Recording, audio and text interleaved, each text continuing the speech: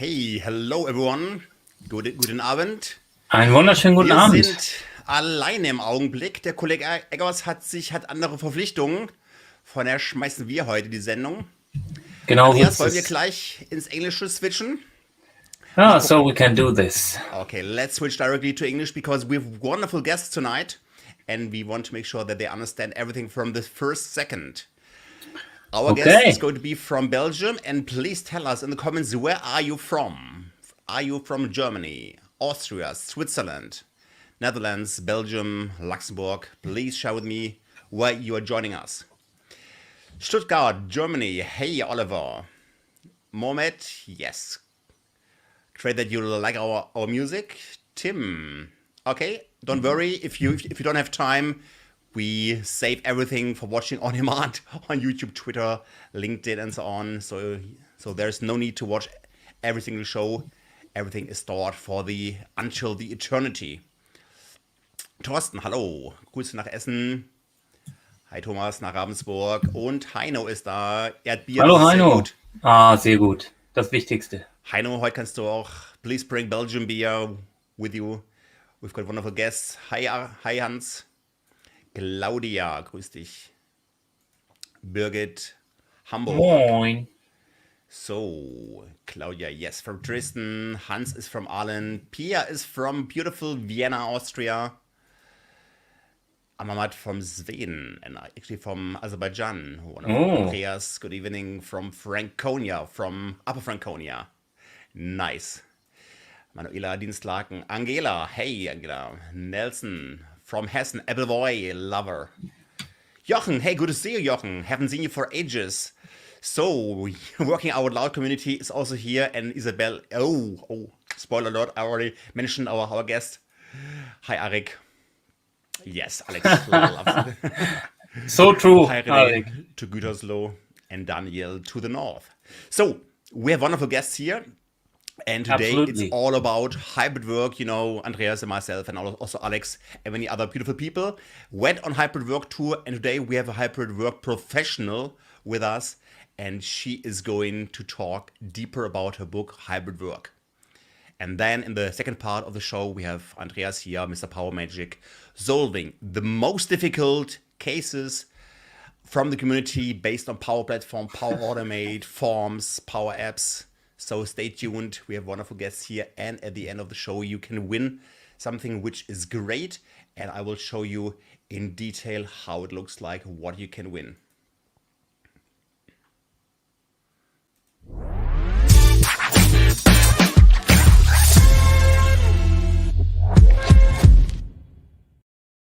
Yes, unfortunately, I don't have the book here with me because it's currently literally on my Kindle, and a Kindle doesn't look so beautiful like the book, but you can win the book from Isabel De Clercq, Hybrid Work. And I'm going to show you now what you can do to win this book. Here is the code. Just take a screenshot, use your smartphone, use your whatever you have, a QR code reader. That's the way how you can win at the end of the show.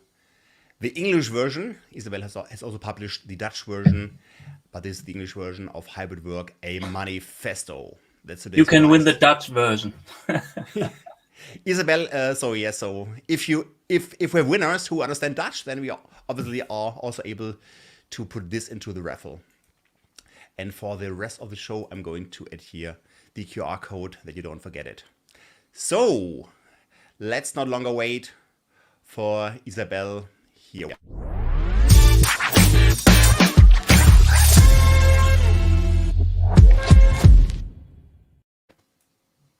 Hey, good evening. Guten Abend. How is my Guten German? Abend. Oh, Perfect. beautiful, yeah. Perfect. So nice to Dutch- see you back, Ragnar, and so very happy to be here on your show. Super, thanks so Nice much. to have you here. Isabel, let me think. Where did we meet the first? The strange thing is we've never met in this real life. In this We real life, have never met never. in a physical way, but I But remember that the first time we had a conversation, it was a digital conversation. Maybe you don't remember, but you were on holidays in Australia. Do you remember that? yes. And I also Oh, remember that at that moment you had a little fever and you were sweating all the time. But in fact, it was our first collaboration when you were writing a chapter for my first book, and it was about social technologies in business. By the way, I have the book over here, Social Technologies in Business, and it was such a success because, of course, of Ragnar's chapter, that it was even translated into German, and so we also have a German version, Vernetzt Arbeiten. So that very was good pronunciation. Published by the yes, Frankfurter Allgemeine Buch, Zeitung book. Verlag. Yeah, Excellent book. Excellent. yeah, yeah. And so Ragnar, that was our first that was our collaboration. first. And the funny thing, how the brain works, I never thought about this Airbnb in the last, I don't know, 4 or 5 years. But now when you told me the story about sweating in hot Australia, It all it comes back. directly went into my consciousness. I had this pool area, where I was sweating and standing. It is so. Within 1 or 2 seconds, I had the whole picture with Again. me, how I was Skyping with Yeah. you, having my mobile phone and talking in this pool area. That's so incredible how fast the consciousness is going to work. I'm fascinated. Directly, it popped up. Nice. And then we didn't, and then we connected in many different ways because you are very passionate about enterprise social networks. Yeah. Tools like Yammer you are also using in your Absolutely. former company Yammer and so on. And this topic is going to stay for a longer time. And today we are also going to reflect a little bit how enterprise social networks and also working out loud are going to help in hybrid work. Because you've got some ideas to share, which are actually different to the usual perception of hybrid work. And when I read your book, Yeah, one tell of the me. most important things which came into my mind were when everybody talks about hybrid work, it sounds like you can work anytime, everywhere, but that doesn't sound attractive to you to work anytime and everywhere because of energy things and work-life balance things. You don't want to do it. You have a different approach. Yes, I have to say that, well, like working from anywhere, that seems like very attractive to me. But when it comes to any time, I immediately have this association with endless flexibility. And that is exactly also what I saw during the COVID period, that people, the time that normally they took for commuting, they started to work. So the workday, it started like at 8 o'clock and it never ended. So that is for me like working anytime. It's about endless flexibility. And for me, hybrid ways of working is about it might seem like a bit strange, but it's about putting strict boundaries between your work and your life. And people say, yeah, you have people like integrators and you have separators. And I may be an integrator because I am self-employed. But I think in order to keep your well-being and your mental health, it is very important that you have like these strict boundaries between when you are not connected to your work and when you are working. And so Ragnar, one of the best friends of my daughter, her name is Fleur Vermeeren. She's like a top sports girl. And just a couple of weeks ago, I was having a conversation with her on how many times a week she has a training. You should know that she's training like 10 times a week. That requires a lot. That That's requires a lot crazy. Yeah. of discipline.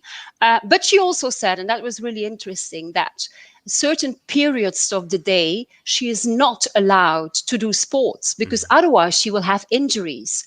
And I think that being a knowledge worker is like doing sports at a high level. So it is very important not to work all the time, and that is is like a message that I really would like to give. And by the way, Ragnar, I already gave that message in the first book, so it's kind of like a repetition of some messages. So yes, like put this That's a strict great strict picture. boundaries, because otherwise you have like endless working day. What I also think is that I think that the hybrid work, that if I would rewrite the book, I think I would not use the term hybrid anymore. because with hybrid, you have immediately this association of working from home. And then in Belgium, you have these endless conversations. And then how many days would people have to work from home? It's about 2 or 3. It's all about that. And when people work from home, are they really more productive? But that's not the essence of the future of work. It's about, I think it's about founding purpose and meaning in your work, and also about really being efficient during, let's say, 7 or 8 hours a day, so that you can stop at a normal hour and so that you can do other things, that you are a complete person. I'm not just self-employed. I'm also a mother of children. I'm a daughter of parents who maybe need some help. I want to do sports, and we have to be a whole person. So it means like working in an efficient way. Well, I think I'm efficient like 80% of the day, and then 20% I'm inefficient, and that's okay. But then stopping it so that I can do other things. And this in these other tasks, it gives me energy, and it will come back to my work. So it's about efficiency and finding meaning and purpose in work. But tell me a little bit more about your own biography. Were you always very strong in setting these borders and setting these limits, or did you just learn it? And if yes, did you learn it in the COVID pandemic, or did you learn it many years before? That's a nice question. And I have to say, Ragnar, it's the first time that people ask me that question. So thank you for asking me the question. One thing that helped me is that in my former employer, they allowed me to work from home, and it was already 10 years ago, 2012. Well, 9 years ago. And I remember that at the beginning, I was rather stressed, and I was always behind my computer. And I always, when my boss was sending me an email, I was responding right away. And then at the end of the day, I always was writing him an email with all the things I did. And then at a certain moment when we saw each other, and that was only like once every 3 weeks, he said, why are you always writing me this email? And why do you always have this quick answers to my email? Don't you have other things to do? And that was a really interesting thing. And he said, next time that we come together, you will give me an answer to another question. That was the best question that I ever had in all my life. And he said, what is your added value for our company? It was about value creation for the client. The problem was that my role was not really defined. I was like something in between sales and marketing, and I was like making my own job. So it was not very clear. And so he said, you have to prove that you have an added value. So I started working from not like just reading my emails and going to meetings, but no, I have to create value. So how do you create value is the best question that I ever had. Secondly, at a certain moment, working for my former employer, I felt that I was not completely happy anymore. And now I understand why that was, because I think there was not a match in values anymore. There was not a match of value anymore. And I was working harder and harder. And at a certain moment, I did not really get sick, but I was really, or not even depressed or a burnout, but I was really unhappy. And then I had back pain, and I stayed home for 3 months. And then I started thinking about what do I want to do with my life and things like that. So I think that difficult period also helped me, and that setting this boundary is very important. And then there's a third thing, and then I come back to you. My son, he's studying kinesiotherapy. It's like a physiotherapy. I know. And so and he tells me like every day that moving your ass and physical exercise is so important to keep you healthy. And that is also one of the messages that he gives to me, and that I also give to the participants in my workshop. So you move your ass and just keep on moving. Good. Great. You were just mentioning that the purpose is so important for your work. Would you agree with my definition, which I just have invented it? I just thought that maybe purpose would be bringing value into action. So really bringing values into a very practical ways into your daily work. Because sometimes values are very so value is like a bit and then it's a bit like too spiritual, and indeed it's not that spiritual. I'm going to give you a concrete example. I remember so my father, my mother is 80 years old. 80 years old, and she was always at the head of a school.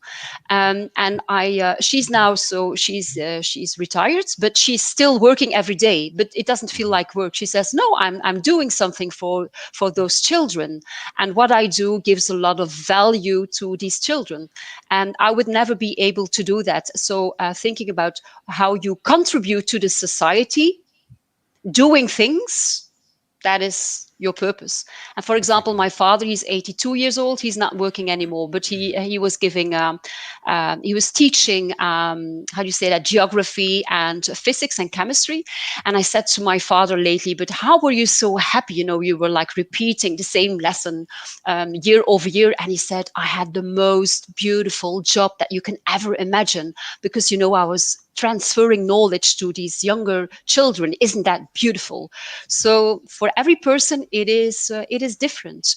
But I like this idea of that you contribute in a certain way to the society, and if you can do that, and so if it matches with your values, then you really are happy. But of course, our values are different, and so the solution is different. The purpose is different for every person. Yeah. And when you jump into the observer role, and you look and you talk to your friends, and you look and you talk to customers, and you look on LinkedIn, on Twitter, and you see how Yeah. people are talking about hybrid work.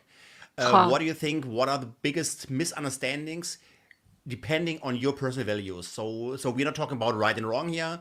You have your values, but what are the things which don't match with your personal values when people are talking about hybrid work? Hybrid work. What Yeah. is currently That is also a conflicting? nice question. There is like, yesterday, there was a very hot discussion on LinkedIn and on Twitter, because our government is forcing us to homework 4 days a week because of Corona.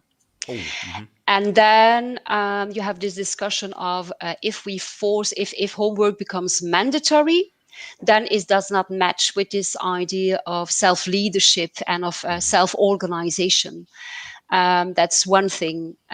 So yes, I think it is rather. So I do not know whether I am in favor of the measure taken by the government, because if something becomes mandatory, then it's against self-leadership, you know, and then maybe people will have this negative association with working from home because it's not their own choice. And I think now we are a bit stuck in this. This is mandatory, and should this be mandatory? While the future of work will be about a positive choice on working from home or not. So that's a bit a and pity. yeah, And then something else that I would like to add is that some people say to me that I value self-leadership. In Dutch, we have a very beautiful word. I don't know how to translate it. It's zelfbeschikking. Zelfbeschikking. And some people say, but not everybody wants that. Self-leadership, being in the driver's seat of your own professional, development. And then I say, okay, you have different kinds of people. You have people who put the locus of control within themselves. Locus means the place of control. It means that when I have an internal locus of control, it means that I'm convinced about the fact that I have to take care of my own luck. And then you also have people with an external locus of control. They blame other people and they say, no, it's because of that and of that. And I am more from I have this, like, say, this preference for I am responsible for my own luck and my own life. So the internal locus of you are control. you are you are part. You are sitting in your driver's seat. Yes, that's who I Yeah. want to be. But who am I to say that other people have to do that? The only message that I give is that I am convinced about the fact that if you have this internal locus of control, then I think it will lead to more happiness and fulfillment in your life. But that's my Yeah. conviction.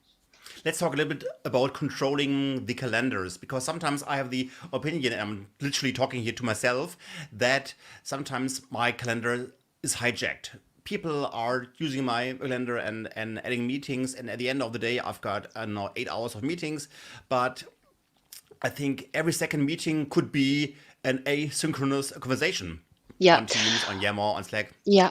You So call it. yeah, indeed.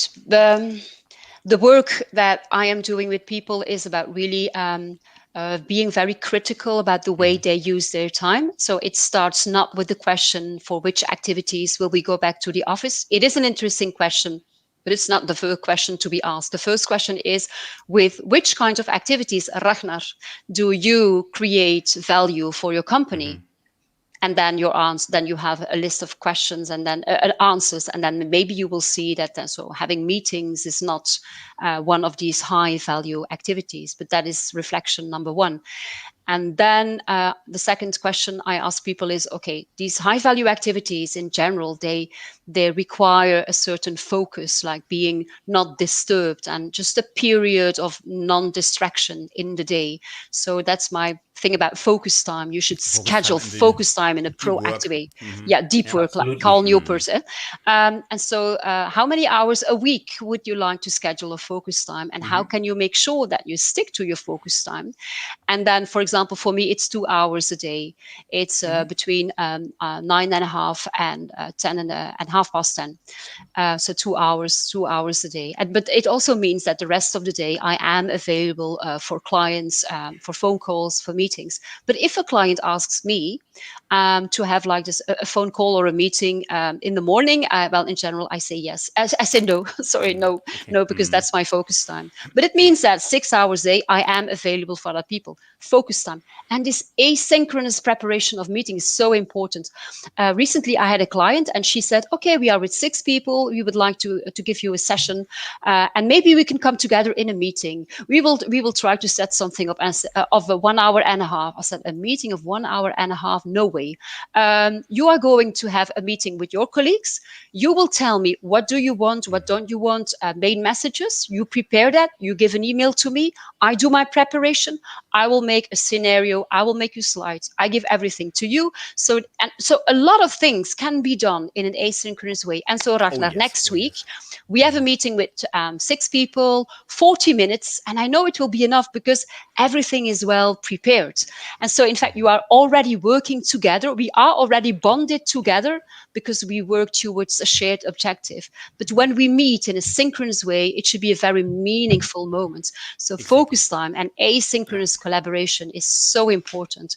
But it really requires a lot of discipline and of being very critical towards the way you work now. What I also see is that for me, my critical, let's say, workstations, it is LinkedIn, super important. It is PowerPoint because I made my slides, and it is Word because I write texts and I learned them by heart, etc. These are like very important workstations for me.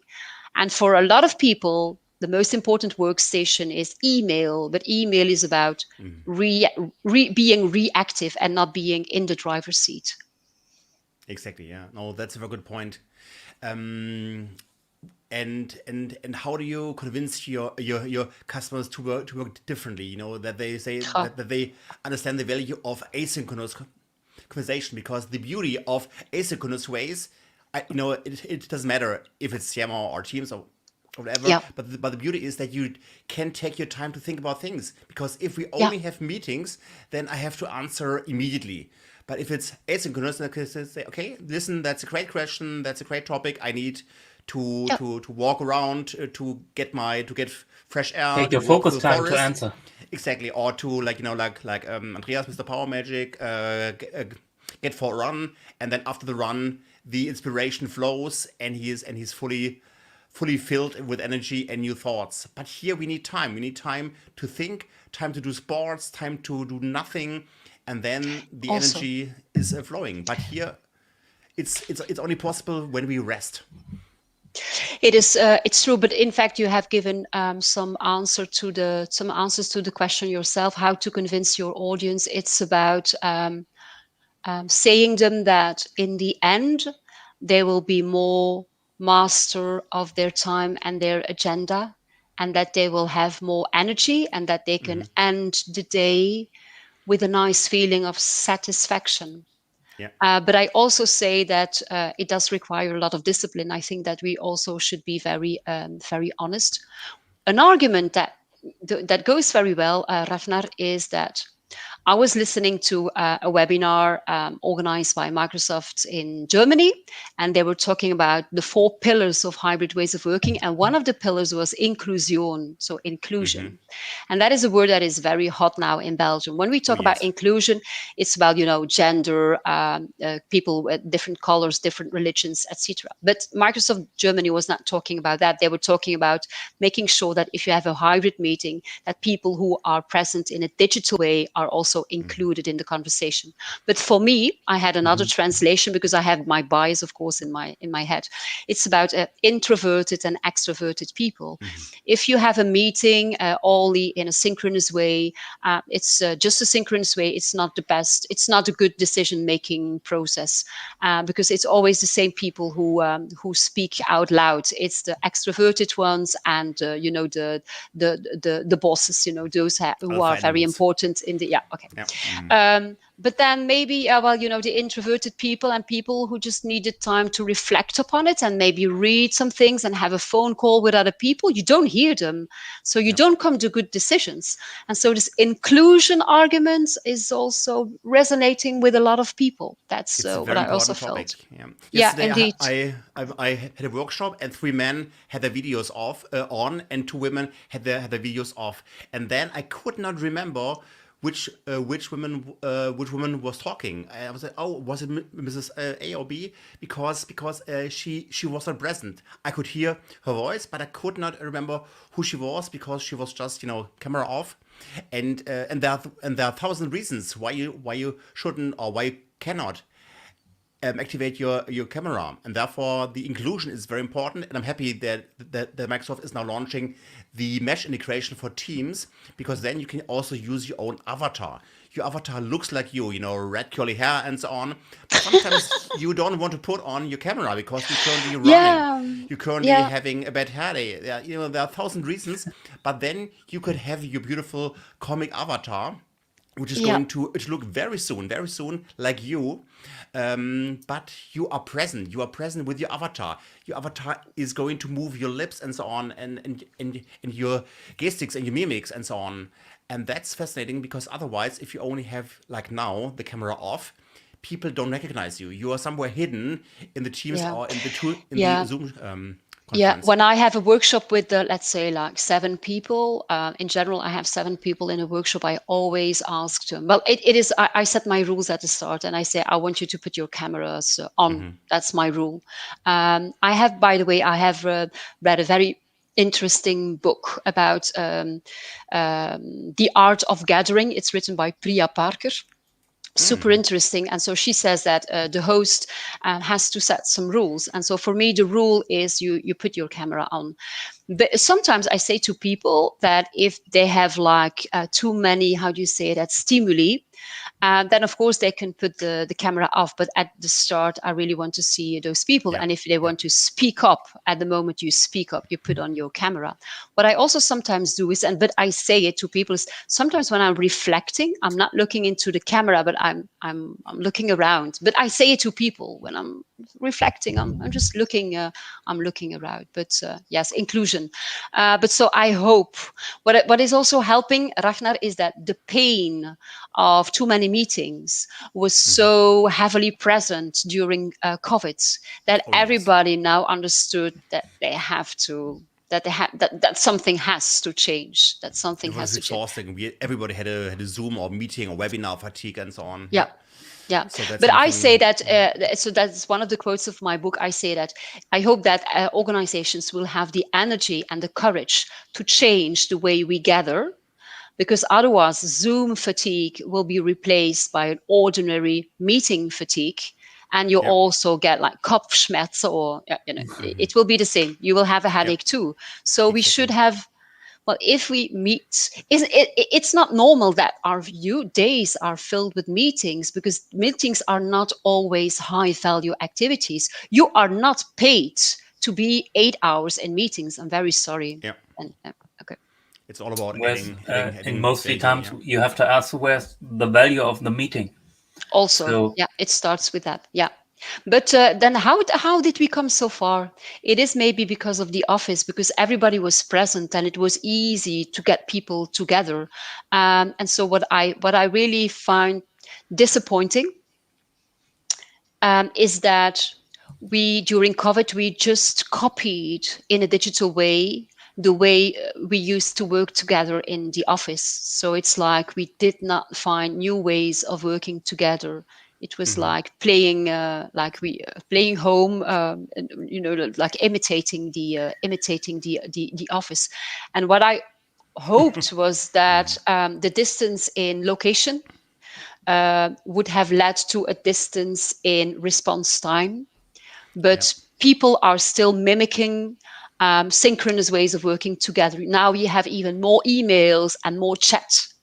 And what I really wanted to say, Ragnar, is I'm really frustrated by a research that is always mentioned. It is, by the way, research done with Microsoft employees. And it is always mentioned by people who are against homework. So what did they find? That during the 6 first months of the lockdown, there was more email and more chats, and that there was less communication between teams. And so they say, there's more siloed communication. And they say that there is a causal relation between working from home and siloed communication within teams. But the conclusion is wrong. What people just did is they were just copying their old behaviors into the digital tools. But since we were not close to each other, we were trying to, copying the synchronous and simultaneous communication. So you had even more chat and you have an even more, ping pong. So what the study showed was just a reflection of the old behavior. There's not a causal relation between siloed communication and working from home. And that really makes me angry because even, I'm not going to give numbers, but even professors in business schools, they keep on referring to that research. And so the conclusion is not the right one. What I like in the conclusion is that they say we should give more time, more attention to knowledge sharing across teams. And then, Ragnar, we just simply go back to the first book that we have written together, because there it was about knowledge sharing in social technologies. So there is, for me, also a clear link between the first book that we have written and then now this book, because it's about the power of asynchronous and the power of learning, because also learning makes you happy. It's about purpose, etc. That's actually a very hot topic, because my chapter in our book was about Telefonica, a Spanish and Latin American company. And here I was writing about a success story where they were using Yammer to prepare a global summit remotely and asynchronous. Because in the past, the summit was prepared always on site with a lot of travel expenses and so on. And now they were using Yammer, and they took like 2 or 3 weeks to prepare all the summit asynchronous and remote. And then finally, when everything was prepared and the agenda was set and the decisions were prepared and ready to decide it, then they had the summit. And that's a big difference. And this saved a lot of travel expenses, but also precious time. Yeah. So I think our book is yes, it came very yes, it came very soon. And then I think I would like to write a blog about the link between this book and then the third book. But then what I feel is, so this focus time, when I talk about solutions and working differently, so on number one, what people always catch immediately is the focus time. They catch it immediately. And then asynchronous communication is number two, but they find it very hard, but they see it. But then what I also always put on the table is learning and sharing knowledge, in an asynchronous way in networks, in Yammer or on LinkedIn. And that seems to be still less important than focus time and asynchronous collaboration. So we still have some work to do, Ragnar. Should we already also spoiler the end of your book about your dream of hybrid work? Or is it something, your final thoughts and dream? Yeah, but I think that if people want to read about it in the book, then we're not going to say everything. So they just have to read the book. They have to read the book. It's a beautiful, optimistic end, actually. Yeah. Yeah, indeed. And so based on psychological studies as well. Yeah, thank you. And then, in fact, you have to know that for a lot of people, Corona was a very tough period. And for me, it was tough because I was not able to see my parents, and my father just got an operation at the heart. So, okay, we were a bit worried. But I have to say, Ragnar, that for my marriage and for my family, it was like a good thing, because I was always complaining about the fact that my husband was working in Brussels like till in the evening, and then finally he was home. And so finally we were able, to have lunch together. And after lunch, we go for a walk in the park. And I have to say that when walking, when you listen to other people, they always give you like nice ideas. And this is, well, something that I would like to say. So my husband, he comes in the introduction of the book. You have to know that he is a very good cook. And so at the first day of the lockdown, he came home. It was his last day in Brussels. And so he came in, with his suit and tie, and he said like, I think that you have to write something about this virus because it has an effect on the digital workplace, etc. So you should think about it. And I said like, no, but I was writing another book on knowledge sharing. I said, no, but I'm writing another book. And so I'm sorry, I'm stuck now in that book. And then he said, but you are writing about flexibility and agility. You should do something else. And then he's a very good cook. And so we, in Belgium is famous for his, it's called French fries, but of course it's Belgian fries, frieten. And with frieten you have mayonnaise. And so he's a very good cook. So then he was making mayonnaise, and I am helping him. You have to mix all the different ingredients. You have the eggs and the mustard and the oil. And he was doing it. So I said, no, I'm not going to write something about digital workplace and Corona. And he was making his mayonnaise and I was helping it. And then suddenly I saw everything coming together. It was about self-leadership and purpose and technology and being happy in your work and efficiency. Because of technology, it all came together in hybrid ways of working. And so when the mayonnaise was ready, I said like, I have to write another book. So that he really helped me. And then, just a last thing, we were working in the park, and he said like, how is your book? And I said, okay, fine, going fine. And he said, you should write something about the book written by Thomas More, Utopia. You should talk about the future. And then I was looking up some information about Utopia written by Thomas More. By the way, I think it was written in Antwerp, and I am from Antwerp. But some people, I was finding information that could be related to communism and things like that, politics. And I said, okay. But then, in fact, the idea that I got is like, I have to write about my dream, about the future. And that's when I got this idea for the last chapter. So indeed, my husband did play a role. So in this, at the start and also at the end. What people also say, Ragnar, is that it is, I like writing books. And in fact, Ragnar, this is already my third book, because my second book is, well, you don't know it, but my second book was a collection of short stories. And I think that I have found my voice by writing these short stories in Dutch. And so what I do is, when I write something, I read it out loud. Because when you read it out loud, you hear whether it sounds well. And so people say that it reads very easily, but of course, easy reading is difficult writing. So it is easy to read, but there are a lot of hidden gems in it. And so some people also say that they read it twice or three times, because then at each lecture they find something else. But you can read it in 1 hour and a half. Isn't that great promotion? So to read a book. Great. So thanks so much for being here, and I really encourage everybody to read this book, because it's all about energy, getting through the pandemic, improving hybrid workplace, and connecting to your husband, to your partner, and making also mayonnaise. to your colleagues and to your partners and customers. So thanks so much for being here, Isabel. It was a real pleasure. Please join us Thank again you very much. when you have a new book. And now please go back to your family, because your son has got vacation. His birthday, yes. And he wants to celebrate it with you. So thank you very much. Enjoy. Tschüss. Thank you, Isabel. Bye-bye. Thank you. Bye-bye. So, wer kommt jetzt mal auf die Bühne? Mal schauen.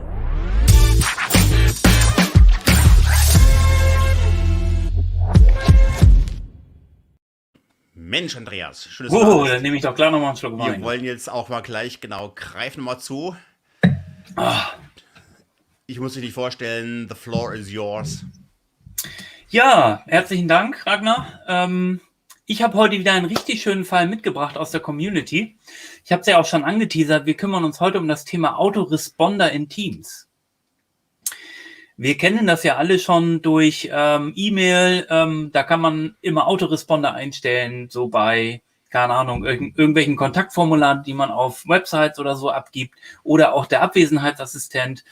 Und das Ganze übertragen wir jetzt mal in Teams, damit wir dort auch einen Kanal haben, dass wir sowas halt nutzen können, um diese, ja klar habe ich den Demo gehuldigt, damit wir halt auch in Teams mal so einen Feedback-Kanal geben können, automatisch, wenn wir zum Beispiel ein Support-Team haben und die aber nicht 24/7 da sind.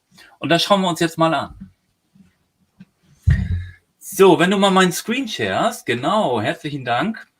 Also, es geht heute um Autoresponder in Teams und wer mich noch nicht kennt, Andreas Schlüter, hier findet ihr alle meine Kontaktdaten. Wenn ihr Lust habt, euch mit mir zu vernetzen, nutzt gerne LinkedIn, das ist meine primäre Plattform. Ansonsten, ja, ich bin seit vielen Jahren als Microsoft 365 Experte unterwegs und helfe sehr kleinen als auch ganz großen Unternehmen, aber das könnt ihr euch auch im Video angucken, das ist jetzt unwichtig. Ich bin auch noch in der hiesigen Community unterwegs und möchte gerne auch die Zeit nutzen, ein bisschen Werbung zu machen für unser eigenes Format, nämlich die Einfach M365 Power Week. Starte direkt nächste Woche Montag.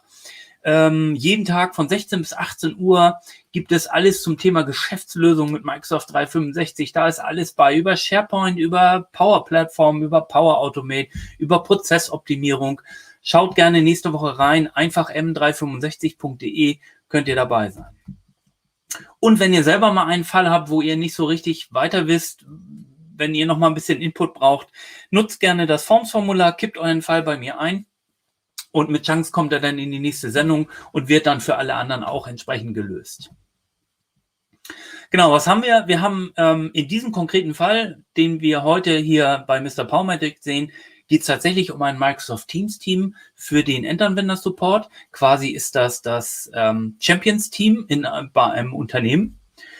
Und dieses Team ist aber natürlich nicht in einer 24/7-Betreuung. Das Unternehmen selber arbeitet jedoch auch im Schichtbetrieb. Das heißt, es gibt 24/7-Betrieb innerhalb des Unternehmens, aber halt natürlich nicht in der Champions-Community. Das heißt, diese Champions-Community wird eigentlich erst so ab 10 Uhr betreut. Das heißt, am nächsten Morgen, wenn dann ein paar Fragen eingegangen sind, dann werden die nach und nach bearbeitet. Aber wie wir eben auch schon bei Isabel gehört haben, ist es ja so, dass auch gerne angenommen wird, dass Teams oder auch E-Mail eine Live-Kommunikation ist, also eine synchrone Kommunikation, dass doch bitte gleich eine Antwort zurückkommen soll. Und das führt dann öfter zu Frustration, weil halt keine Reaktion kommt vor 10 Uhr, dann sind die Leute aus der Nachtschicht im Bett und dann kommen sie irgendwann abends wieder und müssen sich durch den Wust durchscrollen, um dann ihre Frage beantwortet zu bekommen. Und da war die Idee zu sagen, okay, wie können wir das jetzt ein bisschen verändern? Die Zielsetzung war halt zu sagen, okay, wir möchten auf jeden Fall in Teams auch eine automatische Reaktion haben, wenn es außerhalb der Servicezeiten ist. Also alles, was nicht zwischen 10 und 19 Uhr reinkommt, soll automatisiert beantwortet werden mit einem Autoresponder. Es ist momentan noch kein Bot eingesetzt und das soll innerhalb des gleichen Mediums passieren. Wir kennen das alle, Autoresponder in E-Mail gibt's. Wir schicken irgendwo eine E-Mail hin, kriegen dann eine E-Mail zurück mit einem Autoresponder und das Gleiche wollen wir halt auch in Teams abbilden. Hast du auch Use Cases für Autoresponder in Teams, Ragnar? Ja, im Augenblick also ich habe sie noch nicht gebraucht, aber ja, also diese üblichen Sachen halt, Urlaub eigentlich, das ist mein Hauptthema. Okay. Ich mache es nicht so gerne, wenn ich unterwegs bin, weil so einfach nur so, sorry, ich bin unterwegs und kann meine Mails nicht lesen. Klingt so ein bisschen nach 2000 und ja, nach so 30 Jahre her. Von daher nur Urlaub. Sehr gut. Genau, wir wollen damit auch die Erwartungshaltung abbauen, dass es halt hier ein synchrones Medium ist, dass man halt immer eine Ad-Hoc-Reaktion bekommt. Und was noch passieren soll, wir wollen natürlich, dass diese Anfragen, die in diesem Team aufkommen, mit den Endanwenderfragen dann in einem Plannerboard überführt werden, damit sie dann entsprechend koordiniert werden können. Das Ganze habe ich natürlich mal umgesetzt nach meinem Style, sage ich mal, das Wichtigste logisch. Wir brauchen Power Automate und wir haben natürlich noch ein Plannerboard, wo die Anfragen dann reinkommen. Aber wir werden dieses Plannerboard nicht automatisiert nutzen, sondern über Aktionen in Teams. Kennt vielleicht auch die eine oder der andere noch nicht.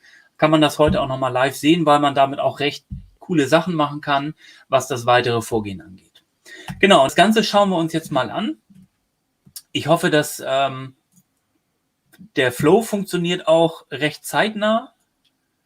So, jetzt muss ich mal gucken, dass ich hier in meinem richtigen Browser bin.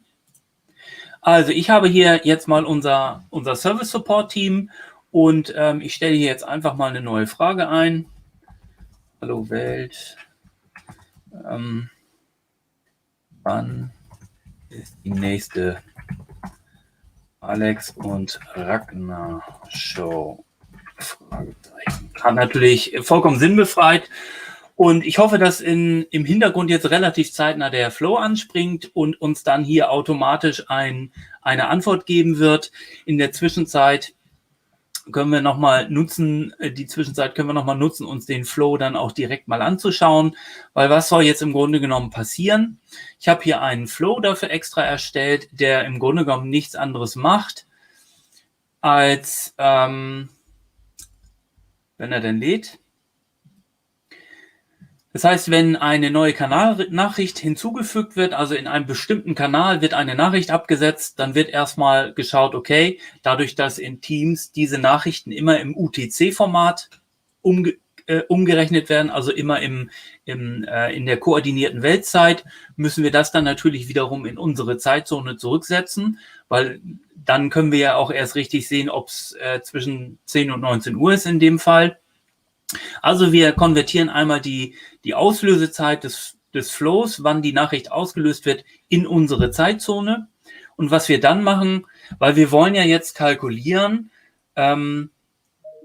ob diese Nachricht zwischen 10 und 19 Uhr ist oder jetzt hier in der Live-Sendung natürlich, ob diese Nachricht zwischen 21 und 22 Uhr abgesetzt wird. Das heißt, wir können irgendwie so mit Daten rechnen. Das klappt mal mehr, mal minder gut. Und deshalb habe ich mir überlegt, ich nutze eine relativ einfache Variante. Ich habe nämlich jetzt nichts anderes gemacht, als dass ich hier einfach sage, konvertiere mal die Zeit, die du jetzt bekommen hast und extrahiere dort nur die Stunden. Das heißt, ich bekomme dann ja einen Wert zwischen 0 und 24, weil wir ja 24 Stunden am Tag haben.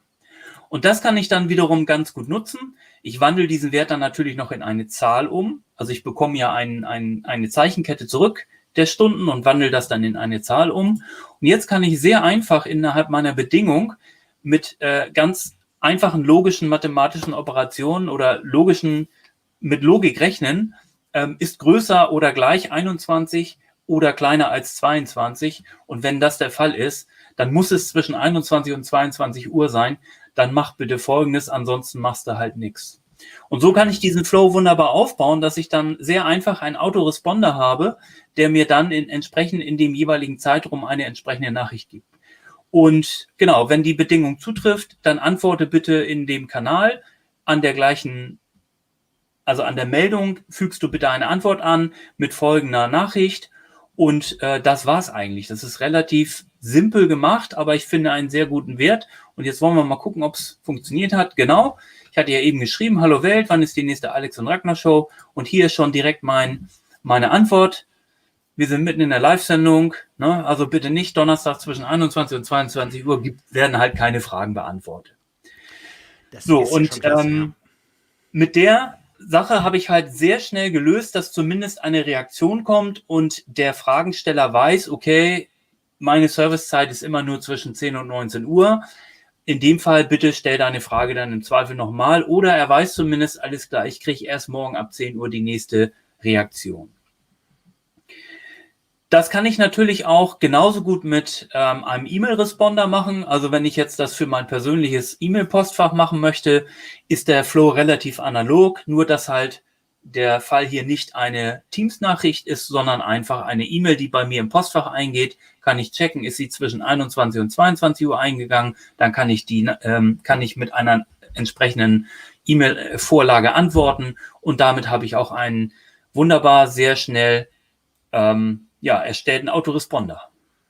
Und damit sind wir schon fertig mit dem Das ist Fall. extrem praktisch, genau. Also auf die. Ach so, nee, Idee sind wir kam gar ich nicht. Guck mal, jetzt habe ich die Hälfte vergessen. Wir haben ja gesagt, die Sachen sollen ja noch in ein Plannerboard überführt werden. Stimmt. Siehst du. Das Plannerboard habe ich hier schon mal vorbereitet. Ihr seht es hoffentlich gleich. Es sollte leer sein. Es ist noch keine Aufgabe drin, beziehungsweise erledigt. Und warum habe ich das jetzt nicht automatisiert gemacht? In dem konkreten Fall ist es so, da sind ja halt mehrere Kolleginnen und Kollegen innerhalb dieses Champions-Teams. Und jetzt geht es darum zu sagen, okay, um die Zuordnung direkt bei der Erstellung der Aufgabe zu machen, muss ich das Ganze nicht erst automatisiert ins Plannerboard schieben, um es dann händisch nochmal anzufassen. Ich kann das Ganze auch direkt aus dieser Nachricht machen, indem ich hier über die Aktion, die 3 Punkte, weitere Aktion, eine Aufgabe erstelle. Und jetzt kann ich direkt in meinem Plannerboard in einem bestimmten Bucket, wenn ich möchte, diese Aufgabe erstellen. Nehmen wir mal hier Autoresponder in dem Anfragen. Ist noch nicht begonnen. Priorität ist vielleicht mal hoch. Wichtig. Liegt noch im Backlog. Sagen wir mal, ist auf jeden Fall morgen dann auch fällig.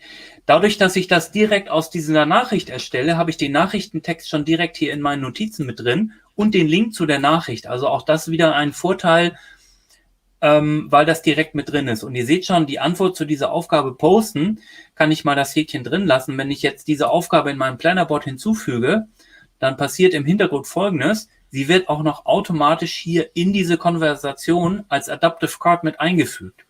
Hat wiederum den Vorteil, ich kann hier direkt auf View Details klicken und lande dann wieder in meinem Plannerboard und direkt in dieser Aufgabe. Also auch das ist wiederum sehr schön gelöst, weil wir dadurch, dass wir die Aufgabe händisch nochmal anfassen müssen, weil sie nicht automatisch zugewiesen werden kann in diesem Fall, dann können wir die Aufgabe auch direkt selber erstellen aus der Konversation und so haben wir dann auch automatisch alle notwendigen Dinge hier mit drin. Jetzt bin ich aber durch. Sehr praktisch. Sehr, sehr praktisch, genau. Also da habe ich gar nicht dran gedacht. Also ich habe jetzt auch keine Anwendungsfälle in meinem Leben als Vertriebler, aber das ist auf jeden Fall sehr wichtig für Leute, die auch einfach Stress spüren. Jetzt sind wir wieder bei dem Thema von Isabel, wenn man auch selber wirklich persönlich merkt oder man merkt im Team, hey, wir haben hier richtige Stresszeiten, dass man sich da so ein bisschen auch Puffer selber schafft und auch Grenzen setzt durch solche Sachen und sagt, man muss nicht immer im reaktiven Modus sein, dass man ständig den ganzen Tag nur Squash spielt und jeden Ball trifft und nimmt, sondern man kann sich auch mal halt Auszeiten nehmen, weil sonst ist man auf Dauer nicht leistungsfähig, wenn man immer nur mega schnell reaktiv ist. Absolut. Also das passt super. Ich finde interessant bei dem Satz eine Anekdote dazu noch oder eine Anmerkung dazu noch. Wer hat denn irgendwann mal theoretisch festgelegt, dass eine E-Mail gleich beantwortet werden muss? Oder eine Chatnachricht? Aber das schleicht sich unternehmenskulturell ein. Du kennst ja alle diese absurden Sachen. Oh, jemand kommt ins Büro rein, oh, ich habe dir gerade eine Mail geschrieben und so weiter. Es gibt solche absurden Sachen immer noch. Und, oder der Anruf, nachdem man eine Mail geschickt hat. Ne? Ich habe dir gerade eine Mail geschickt. Kannst du die mal lesen? Ich meine, dann brauche ich keine Mail schicken, wenn ich den anrufe.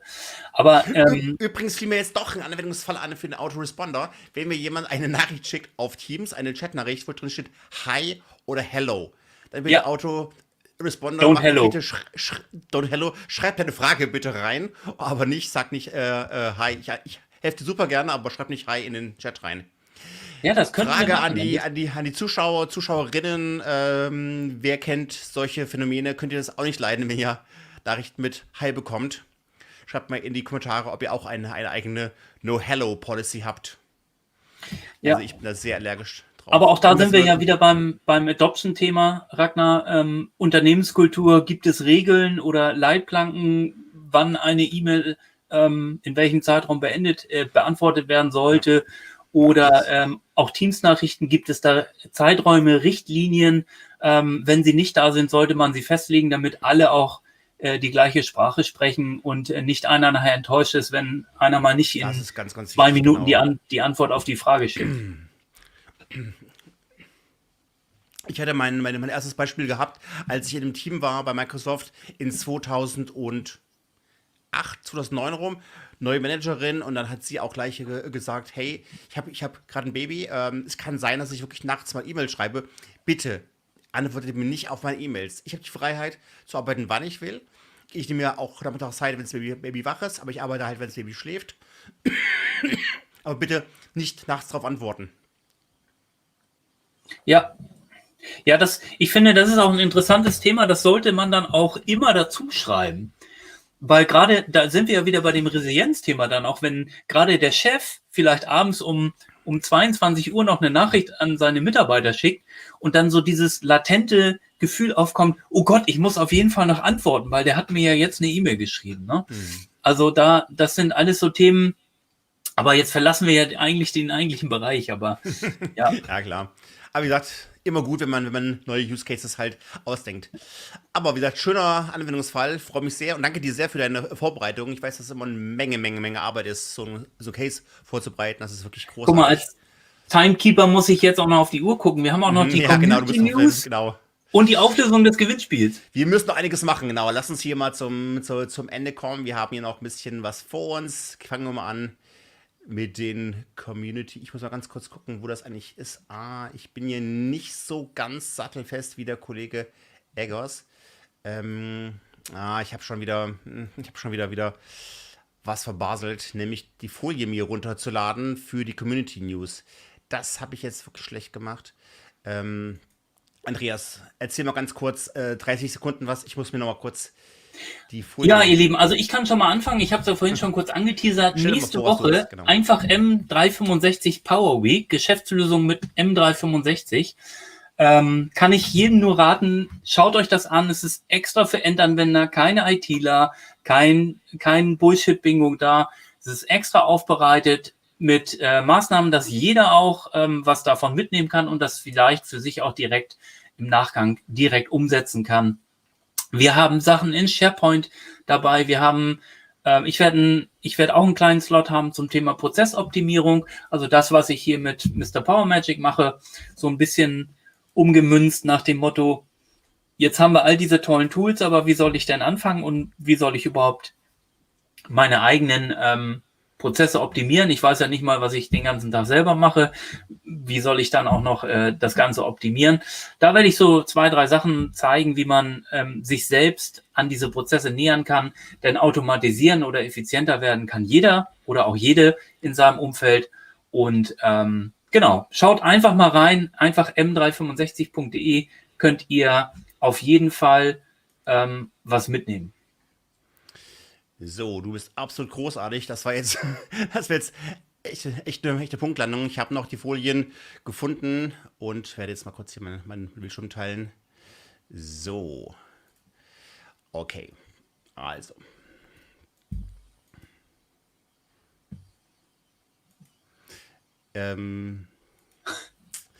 Jetzt aber. So, Community Events. Wir haben natürlich wieder einen vollen November, der jetzt auch langsam zu Ende geht. Hybrid Work Week war diese Woche.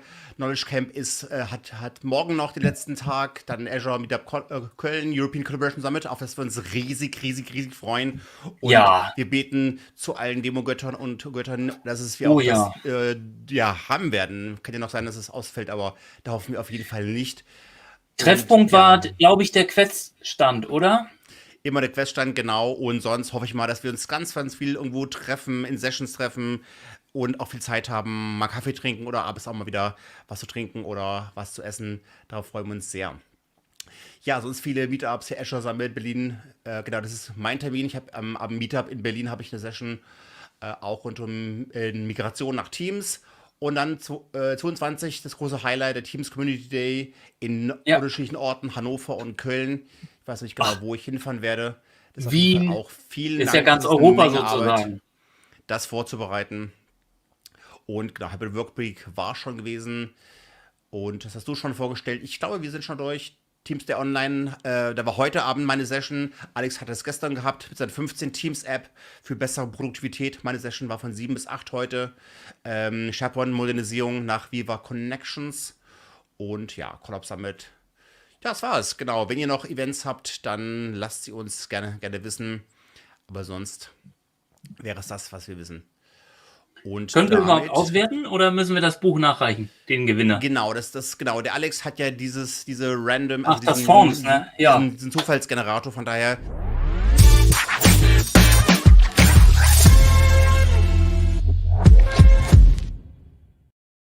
Müssen wir leider sagen, Nächsten Donnerstag wird's Alex reicht nachgereicht. es ein, genau, aber er hat einfach aus Datenschutzgründen diese random, also diese Liste der Gewinnerkandidaten und Gewinner hat er selber da und wir haben darauf keinen Zugriff.